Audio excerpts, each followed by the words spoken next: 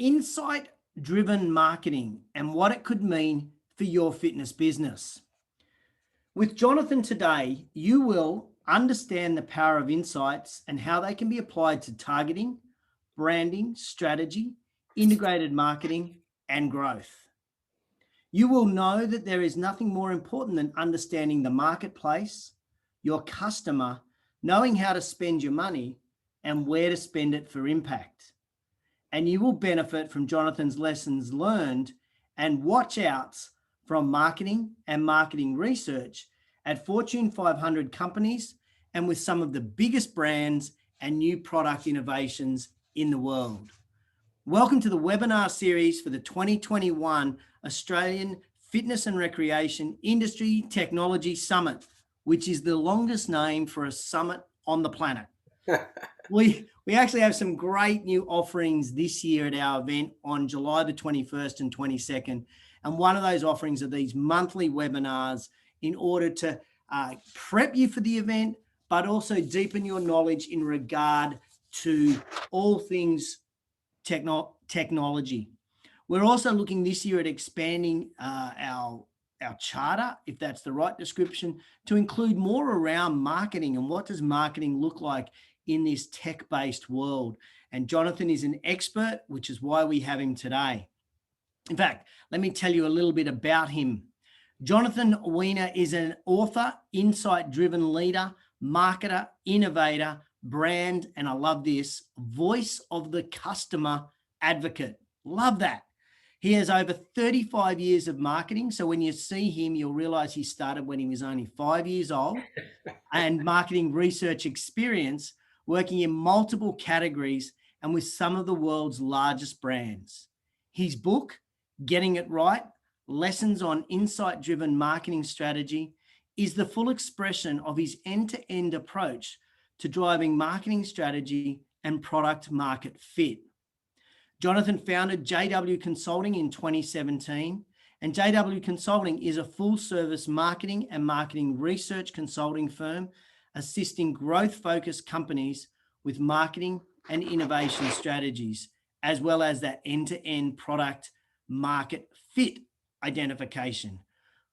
Welcome, Jonathan, and we are so happy to have you today because I know exactly how deep you're going to go with marketing and how you're going to help everybody.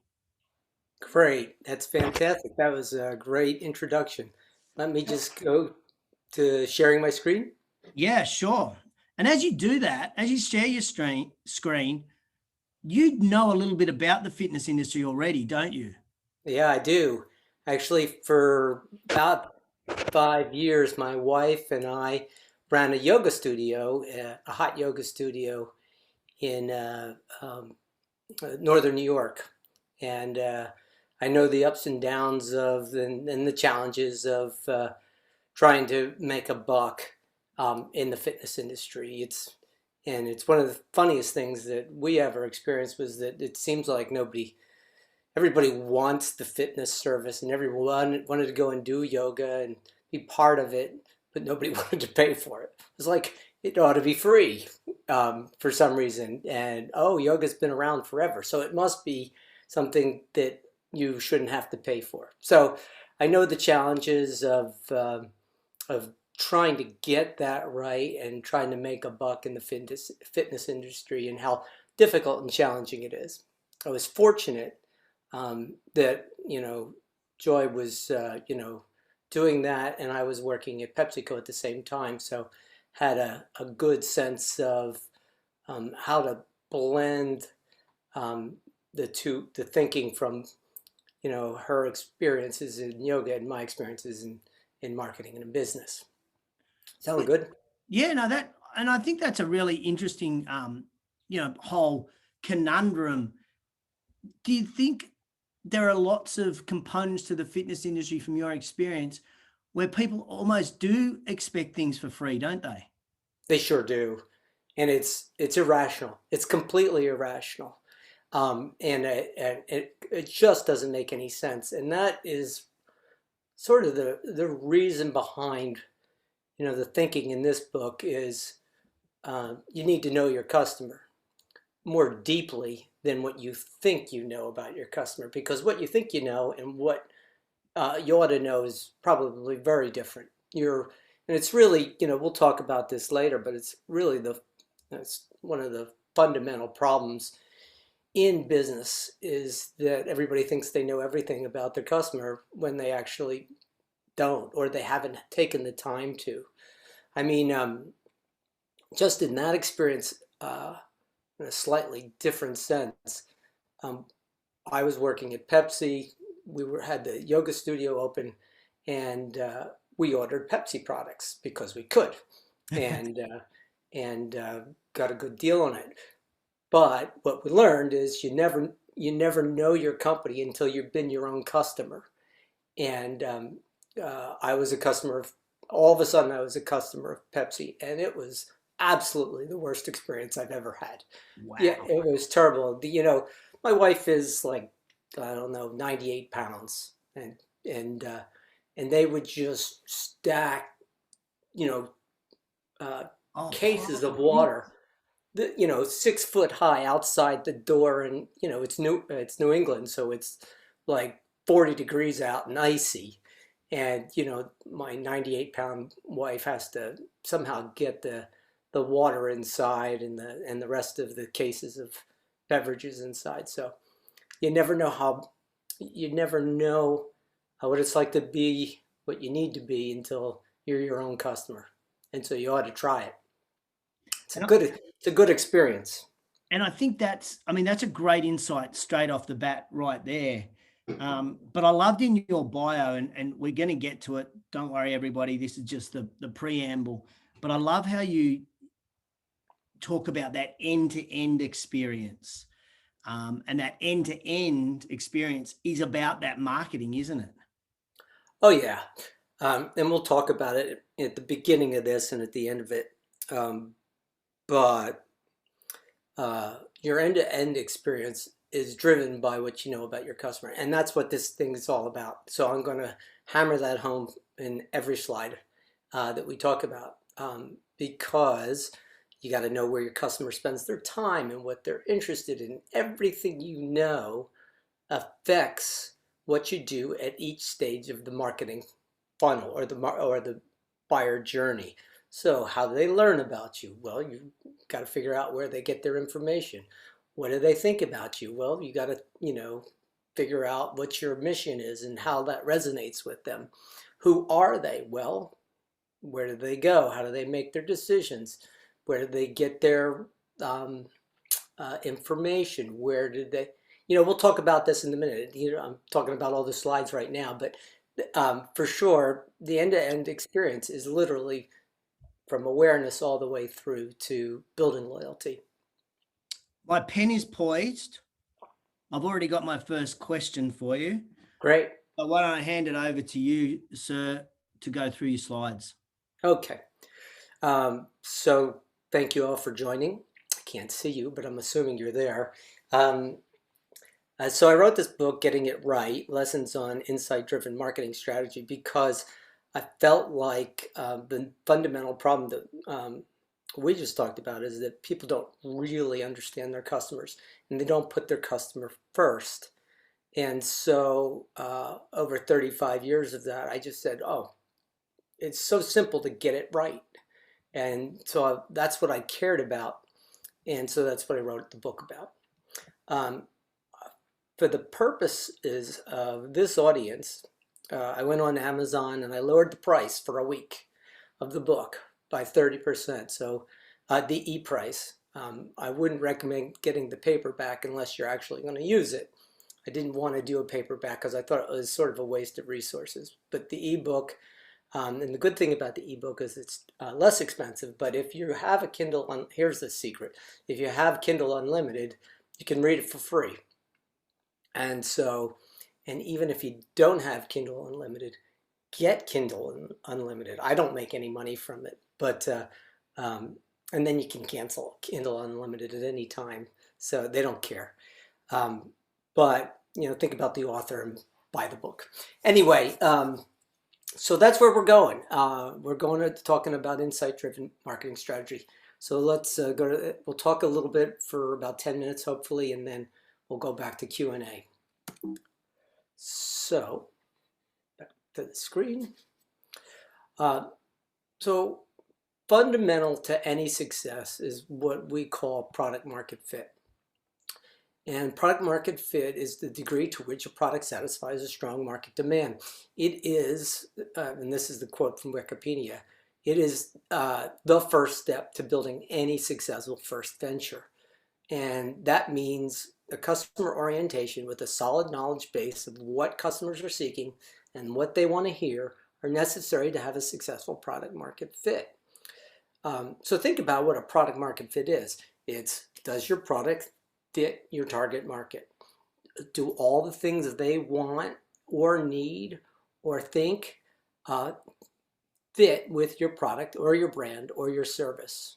The things you're offering at their fitness studio or your yoga studio or wherever it is, or whatever it is, does it meet those needs?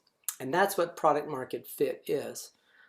There's a company where I get a lot of data from, CB Insights, and they did a post-mortem of a bunch of like 1,000 failures.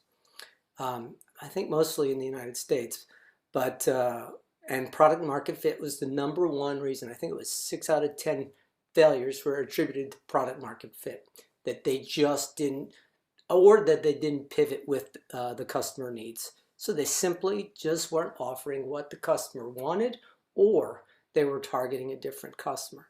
So those are the kinds of things I'll talk about today. Oops. So here's what I call my marketing wheel of fortune. And and it's really simple. So JW's wheel of marketing, wheel of fortune starts with insights and trends and targeting and branding and building strategy, integrated marketing, packaging and pricing, growth and innovation, measuring your impact, and taking all that money and reinvesting. Now, you're thinking, I know you're thinking about it as I'm just a small business and all these things don't apply to me, but they really do, and you don't need a lot of money to do all this. This is practical stuff. The first thing you do is you learn. You learn about your customer. You learn about the things they care about. You learn about where they spend their time. That's the foundational knowledge base that you will make all your decisions off of. If you do any sort of reading online about business, people are making database decisions, and that's based off of a knowledge base of data that you collect, either whether you collect when people come to your studio, or how much they spend, or what they buy. That's all data that you will use. But maybe you ask them a question. Maybe you collect data as they walk in, where they're coming from, what they've been reading, or so forth. Those are the insights that you're searching for. That's the knowledge base that you're trying to build. And that gets developed over time. The other thing that you want to do, and this is just anecdotal stuff, but it's great background for building branding and targeting, is keeping your finger on the pulse of the culture.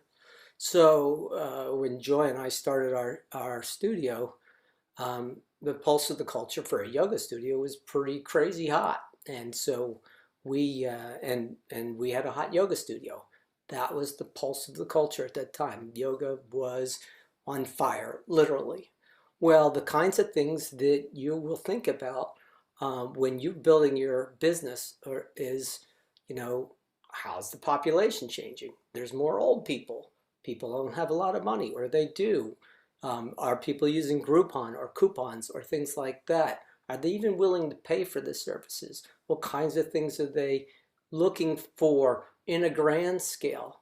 The aging of the population, the bifurcation of income, inequality, those kinds of things are the trends. There's and macro forces.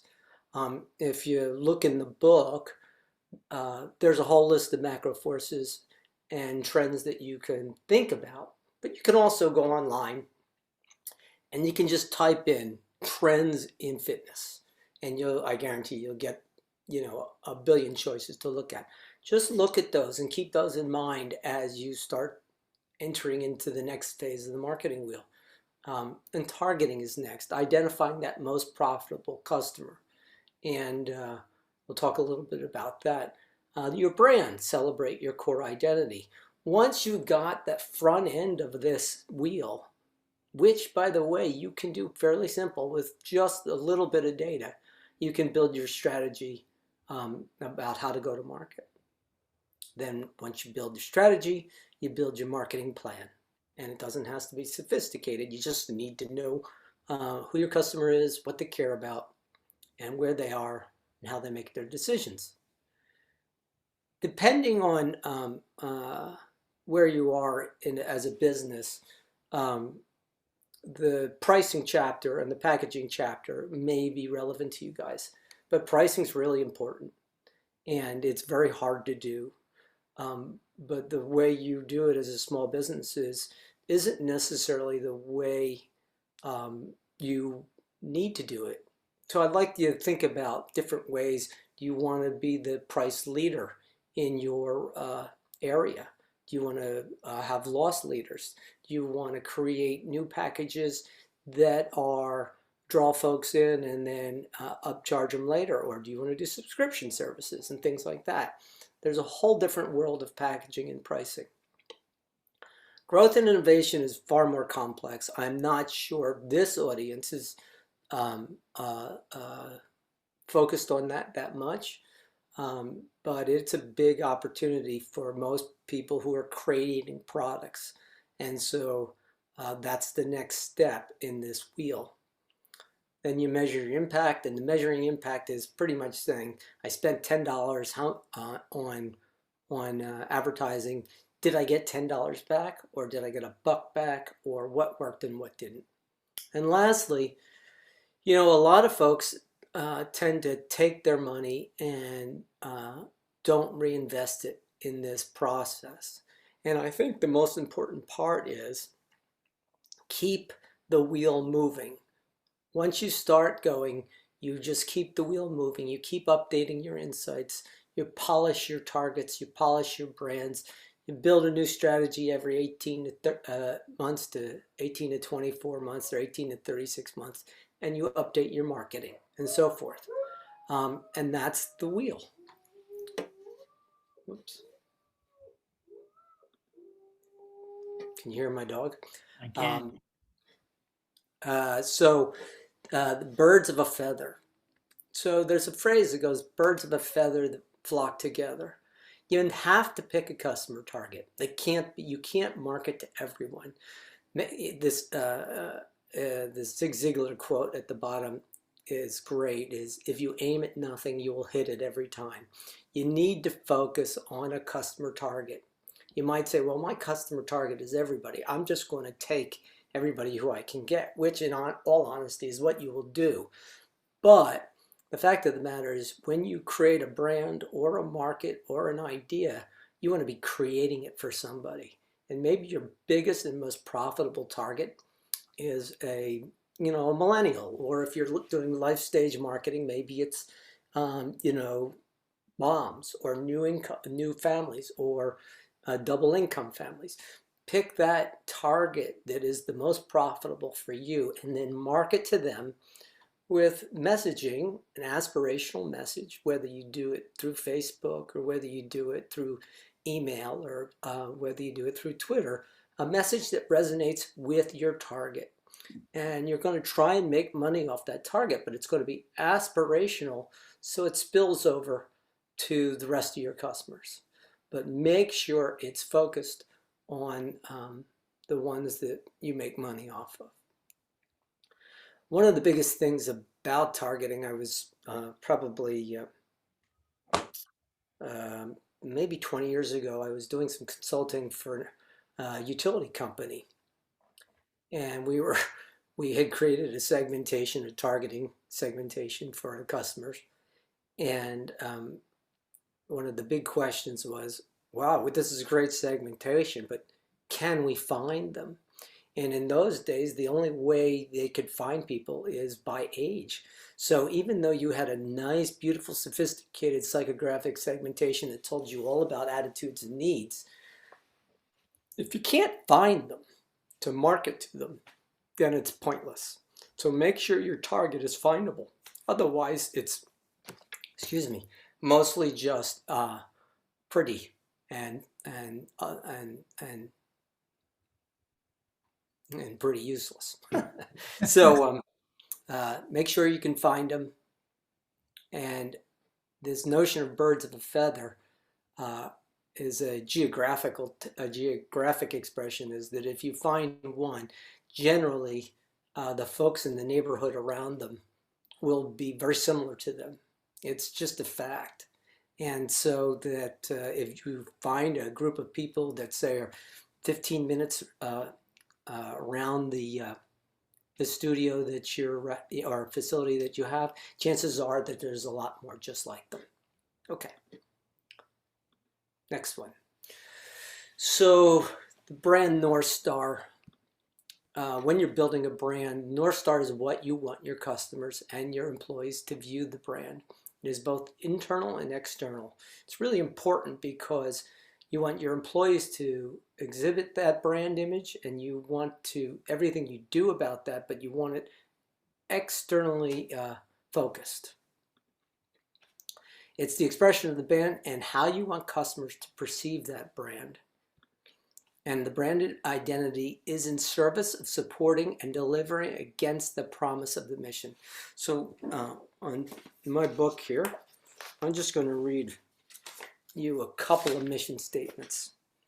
So a pet company, Big Heart Pet, which was ours, nurture the bond between pets and people who love them.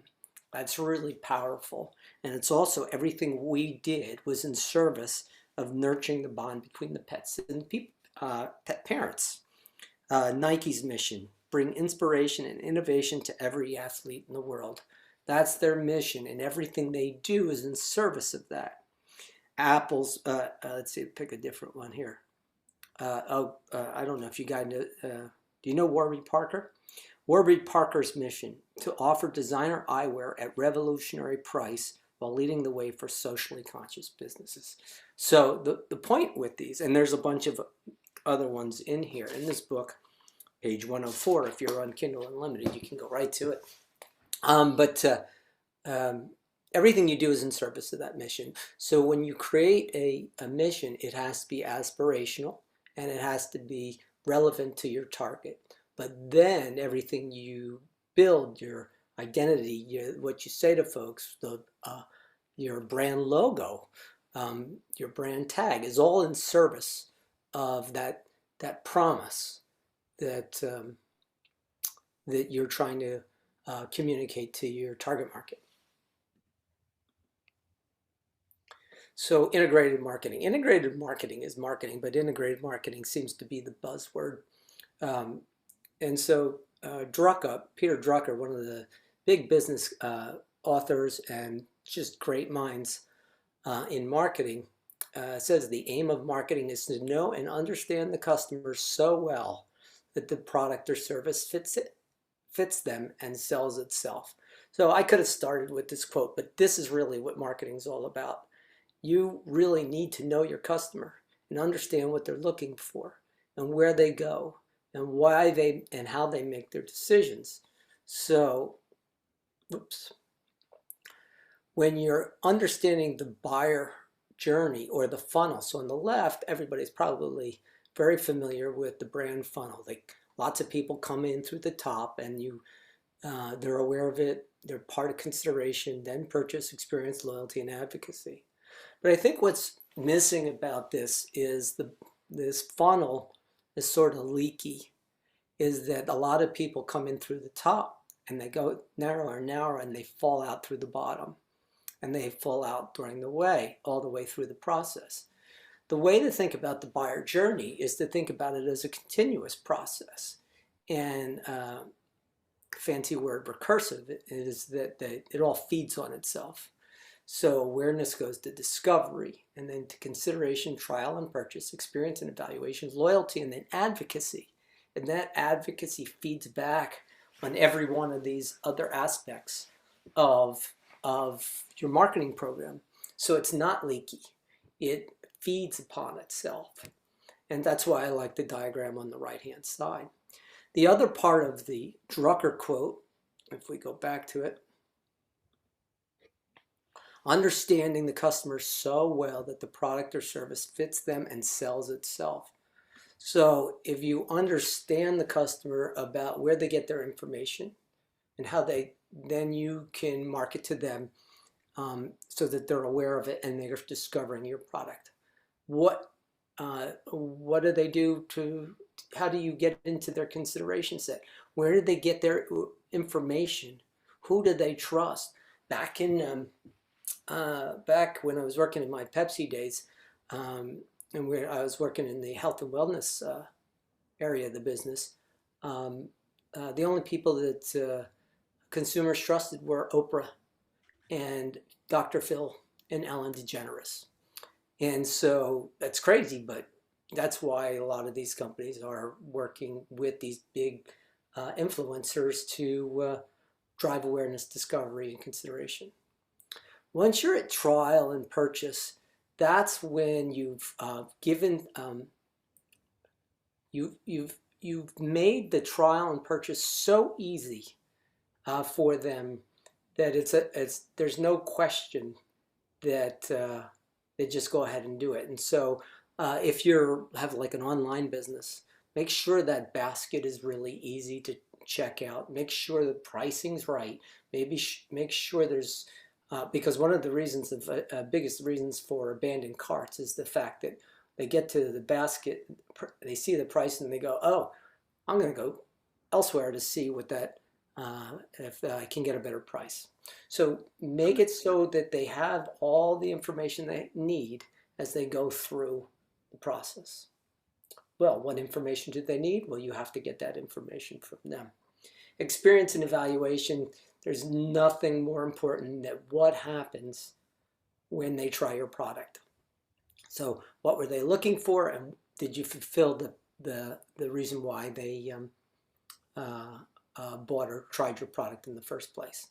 And it's very intimate in a lot of cases. And if you're doing yoga, it's a really intimate experience, and people are forming their opinion of the experience, even of the teacher, during the process. Whether you're doing a spin class, that's why some people go to some teachers and not to others.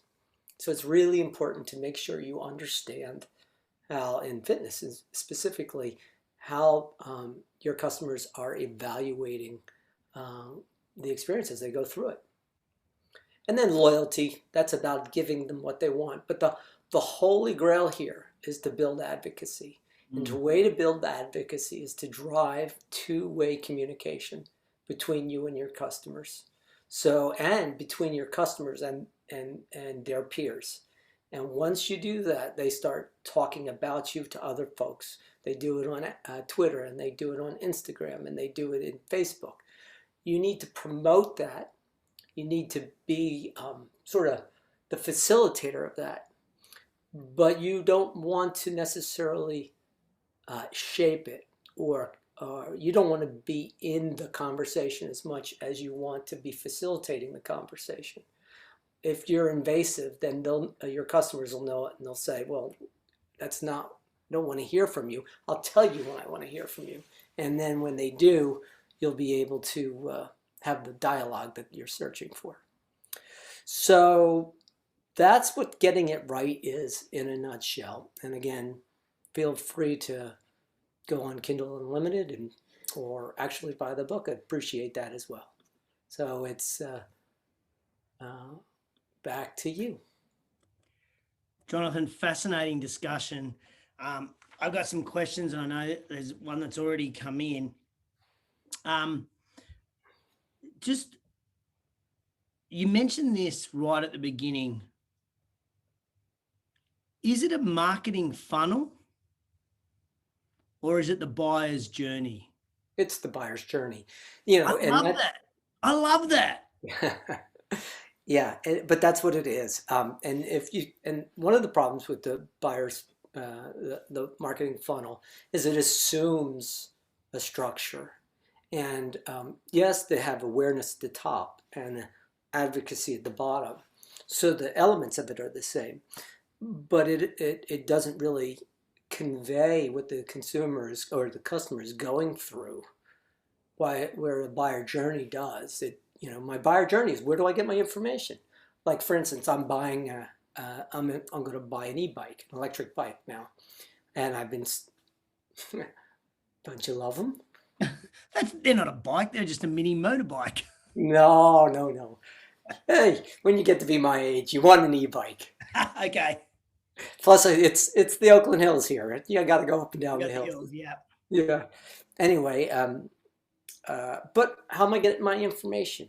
Who am I talking to? What am I reading? And how am I becoming aware of different models? How do I know what a class 3 versus a class 1? How do I know what will go up a hill that is 45 degrees, that might, that kind of thing. So where do I get that information? And then to get awareness, how do I discover it? How do I try it? Especially now, am I going to wear a mask? How do I, am I going to wear a face shield?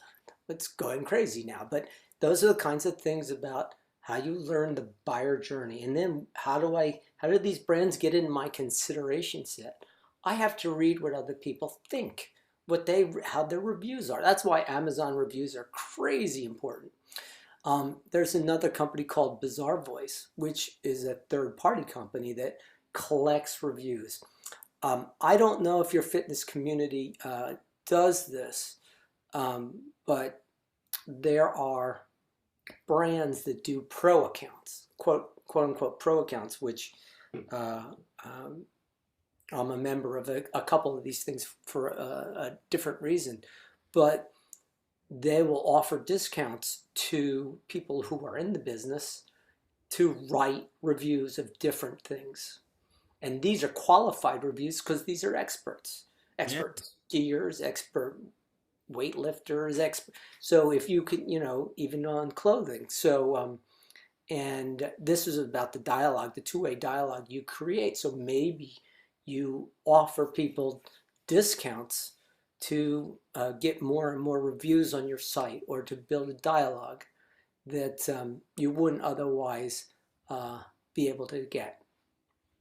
I love the word advocacy as well, and I'm thinking as you're explaining the buyer's journey, which, by the way, the thing about advocacy is really important, is it doesn't cost you anything. no, I was thinking that as you were saying as well. I was thinking, well, advocacy doesn't really cost you anything, but wouldn't that be a cool filter at the end of every step in that buyer's journey, that you ask the question, is my potential buyer or my potential customer at this point an advocate for our business? Because if they're not, then we haven't done a good enough job at that step. I think the thing to ask yourself is, can they be a potential advocate? And it goes back to identifying your target customer. So you should ask yourself that question all the way back at the beginning of your exercise of identifying who your target customer is, because you want to identify a customer who is both, profitable as well as a potential to be an advocate. Now, one of the attendees, Jamie, has asked a question. Operators are so deep in the weeds, in the trenches of operating their business. What suggestion would you have for them to stop and set aside time to review their business strategy and, in fact, their marketing? Should they employ an expert like you and get a coach? Should they go it alone, or is there another option that they should do to try to refine that? I have a real belief in collecting information to make decisions. And if you are heads down all the time, you won't be able to do it. You just won't have the information you need. It's that simple. And so whether you hire somebody, which I don't know a lot of. I don't know a lot of small companies that can do that, especially nowadays. But you should get some assistance. Ask other people what they're doing. Ask your customers. Write a questionnaire and just put it on the desk, and collect the data, or do it online. Send a questionnaire out to your use MailChimp, use SurveyMonkey. These things cost you nothing, and you get to collect data on your customers. And you can offer them, a bottle of water at their next spin class or something like that. What's a bottle of water cost? $4 now. Actually, it So only costs you 50 cents, but the perceived value is $4. that's right. And so, there's a lot of things you can offer that don't cost you anything or cost you very little to provide you with information. Why don't we as business owners? One last thing on that. You can uh, uh, sort of, one of the reasons why I wrote this book is it's sort of plug and play. You could take my book, and it says, helps you identify your customer, helps you know how to build your brand, helps you build a strategy. I mean, it's literally plug and play. So, because I wanted to show people how easy it is. It's just not that hard. You just need data. So I'm not trying to be a shill for my book, but it is really, get your head out of the weeds and either get help from somebody else, ask questions, but definitely get information. So that's my question I've got for you, Jonathan. Why, as business owners, are we, I don't know, are we afraid to ask for information from our current customers to help understand them better? Are we afraid of that? Or do we not know what to ask them? But very few of us actually kind of go to that extent. All right, so this is a touchy subject. And I like controversy. because you didn't really ask the right question, or you didn't give yourself the full list of answers. And nobody opens a business or builds a product or creates something that they think won't be successful, right? Most of the time anyway. And they think it will be successful because they know, because they built it. And so there's risk associated with collecting contrary information because you believe 100% what you created. And so what happens is there's this, and you pick another word, but it's not risk aversion. There's a little risk aversion if you got partners and you're a bigger group. But it's ego. It's simply ego. You believe it, and you've got this thing in your head.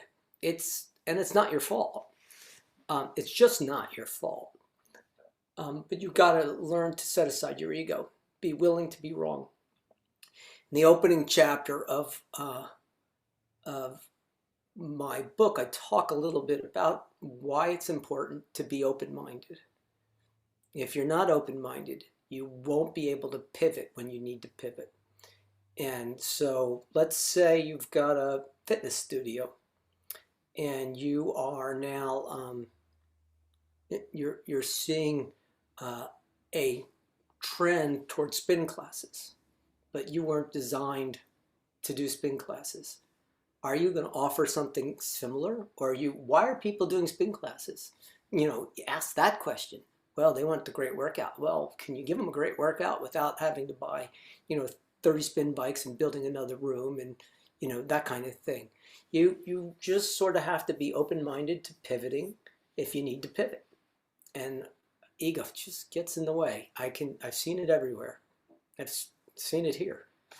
So is that the number one problem you've encountered with business leaders, startups, and marketers? Their ego? That's it. That is it. It's And the people. does that ego then mean that they are resistance uh, to change or resistance to adapting, because it's like that, dare I say it, the consumer or the customer is actually challenging my belief in what I think is the right product. Not the last one. I think it's more about um, you think you're right, Right. and they'll come around. We'll just keep doing this, and it will change because I know I'm right. I know I'm right. I know I priced this right. How many how many of these people in this audience believe they have the right pricing structure in their packaging when Yeah. nobody wants to pay for these things? When a when a 10 class package or whatever it is costs $250, how many people think that that's the right price? How many people know that that's the right price? Well, I know what my costs are. I know what it costs me to run a class, but maybe a 10 class package at priced at $250 isn't right. And you just need to be open minded to shifting, to changing package structures, to changing offerings, to changing hours, whatever it is.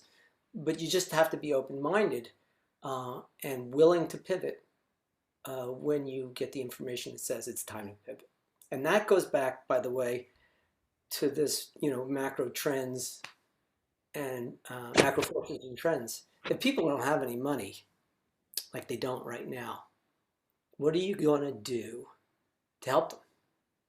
It's a huge opportunity, even though your cost structure is such that you'll lose money potentially by lowering your prices. And but in the long run, when you business starts to pick up again, you offer new things and you say thank you and all that stuff. So ego is a big problem, and I see it in every startup that I've consult with. I know. And there's an example in my book. I was doing work for a cannabis company, and the owners of the cannabis company said my website's great, it's excellent, and everything about it's great, but I just don't know why they're abandoning carts. And then if you went to their website, it was like an explosive thing where things were going all over. It was a major distraction, and nobody could get to the cart. So um, it was the ego of they designed it, so they thought it was great. I love how you brought up websites, because I find um, so many owners don't actually dive into the back end of their website and see what the journey is for people on the website. And that's the data that tells you the members or the customer's journey through the website. And you can pretty much, if you analyze the data, you'd know exactly where they abandon the website, what Yeah, page. and you just go to Google Analytics. Google Analytics is really easy to use. I'm sure everybody's using it, but there's another one I use which is called SEM Rush. S as in Sam, E as in Edward, M as in Mary. Rush. I use that a lot for my clients, and you'll get a lot of information. But one of the things they do there is they tell you the importance of backlinks. And there's a whole, and backlinks are basically how many people are linking, using your linking back to you from their blog or their website. Because when you build backlinks, you increase your searchability, and so there's a lot of value in figuring out backlinks. And there's experts all over that will tell you how to do it. And Google Analytics isn't won't tell you about backlinks. At least I don't think so. Now, you talked about getting this data and this information from our current customers. You did mention, and because lots of people watching today may not have the budget of a PepsiCo for focus groups, etc., etc. Does If the questions are worded right, is SurveyMonkey a good enough tool to give you the information? Yep. I yeah. So I'm a survey expert. I can tell you that you can ask a question wrong. This whole thing about did you fit it? And please don't take this wrong, but uh, Did you beat your wife on Thursday? Well, that's the wrong way to ask that question, right? Um, so just don't ask leading questions. And um, if you don't ask leading questions and just keep it straightforward, you should be pretty good. If you're going to get into things like uh, needs and things like that, make sure you're just asking straight off. You know, why did you come to the studio today? Are these the things you were looking for? And you don't even have to use scales if you want. If you want to just, you don't have to ask on a scale of 1 to 10. Everybody loves that stuff. And you can do that, but you could just say yes, no, and and that would be fine too. Did you come for because it was close to home? Did you come because it was less expensive than competition? Did you come because it had spin class? Did you come because do you like the showers? Do you feel safe? Is it private enough? I know in the hot yoga community, showers are incredibly important, and most of those studios are just disgusting. So, I mean, it's really hard to do it right. So anyway, it's easy to do. You don't have to have a lot of money, and SurveyMonkey's really, really easy. How often should we be asking and surveying our customers to get like good data on their journey? Yeah. Well, what I would do is first thing I would do is just get a fundamental knowledge data set, and don't go overboard with it. And then maybe every 3 months you send out another questionnaire and say, how am I doing? And then ask a bunch of other questions that you hadn't asked yet.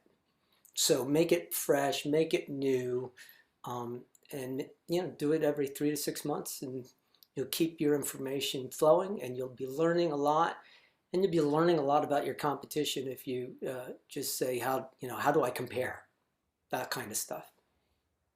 Do you think, and I guess I'm more curious than strategic here.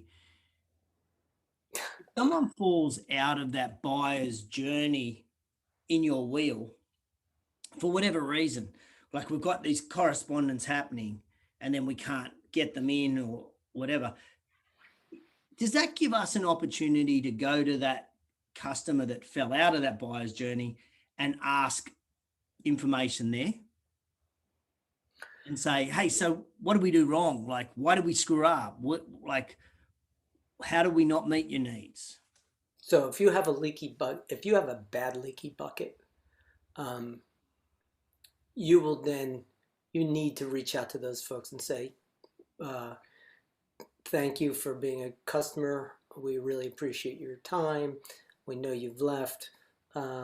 What can we not, instead of saying, what can we do to get you back, which is very common, ask them, what did they like about it and what didn't they like about it? So Okay. that you'll end up learning. Um, a lot of people, you have to realize that not everybody's your customer. And if they left, they might have left because they're not destined to be your customer.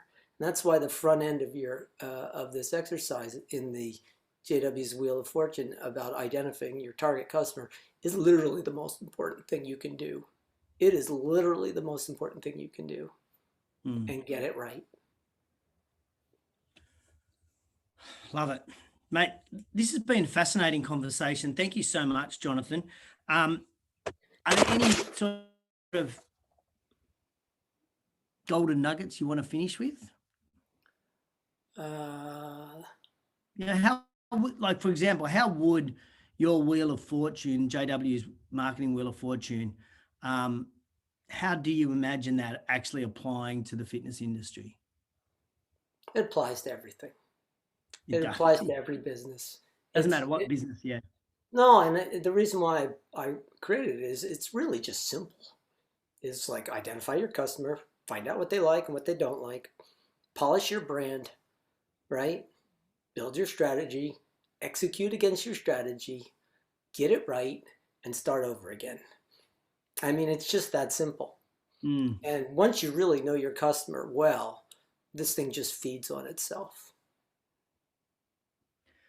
I found this absolutely fascinating. If people are interested in getting in contact with you, we'll put the contact details. Oh, hang on, I've got one last question from Jamie. Should the business homepage feature images of the target customer? So here's one of the things that's sort of a double-edged sword, because if you're using stock photos, they'll know. Everybody knows a fake picture from a regular picture. So if you're taking pictures, if you have permission and you take pictures of folks from your studio, like that's what Facebook's about, right? So Facebook, you have all your customers on there, and you have people in their environment, in their habitat. That's a great place. But in your website, if you're going to show all the beautiful people doing all, like go to all the yoga studios and you see, this is, by the way, one of the fundamental problems with a lot of yoga studios. There's beautiful people doing perfect postures. And that's just not how it is. And so, if you're going to be, that's why it's really hard to get right, photos Mm. to get right. Um, but if you know your customer, I bet they care about clean locker rooms, clean places to change, especially now in times of COVID. I mean, it must be crazy. But, back when we had our yoga studio, we paid particular attention to the showers and the bathrooms and the floors. Because in a yoga studio, everybody's barefoot, right? Yeah, of course. So do you have carpet? Nowadays, if you have carpet, everybody sweats going into the carpet. You have to change the carpet. How often are you changing the carpet? I mean, find out what they care about. Do they really care about pictures of themselves or polished pictures of, you know, uh, please take this the right way, but, a diverse audience of, give me a white person, give me a black person, give me a Chinese person, give me a, on and on and on. Sorry, don't mean to No, no, no, not I'll at all. get people. Diversity is good, but false diversity is not good, Yeah, right? for the sake of it. Yeah. So you have to be honest, and people will figure it out. So yeah, show your studio the in its thriving, why it thrives. Show the real people in your studio, not fake people, not beautiful people. I mean, you may have beautiful people. I mean, everybody loves to, yoga studios and yoga teachers, and they're super fit, and everybody, and I want to be like that person. But everybody should know that they can't be like that. I love that. Now, um, two final things. First one, everybody has to go to get Kindle Unlimited, and then they can get that book. Yep. We Buy can the book. buy the book, grab the book. But if somebody's watching wherever they are in the world and they wanted to get in contact with you, we will put your contact details down. But what's the best way to find you? JW at jwconsulting.co. JW at jwconsulting.co. We will put that in the notes from today. Jonathan, fascinating discussion. Loved it so much and really loved that Great. buyer journey. And there was just so many golden nuggets there I think we can all take out. So thank you, sir. Very much appreciate it. Hey, Justin.